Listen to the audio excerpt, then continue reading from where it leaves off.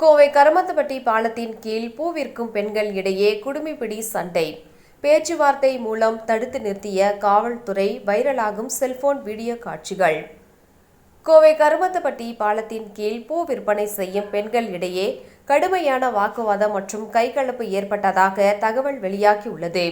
உள்ளூர் வியாபாரிகளின் கூற்றுப்படி விற்பனை இடத்தை பற்றி பிரச்சனையே இந்த மோதலுக்கு காரணமாக இருக்கலாம் என கருதப்படுகின்றது. சம்பவ இடத்திற்கு விரைந்த காவல்துறையினர் இரு தரப்பினரையும் சமாதானப்படுத்தி பேச்சுவார்த்தை மூலம் பிரச்சனையை தீர்க்க முயற்சித்தனர். இதுகுறித்து மேலும் விசாரணை நடைபெற்று வருகிறது. இந்த சம்பவம் அந்த பகுதியில் பரபரப்பை ஏற்படுத்தியுள்ளது.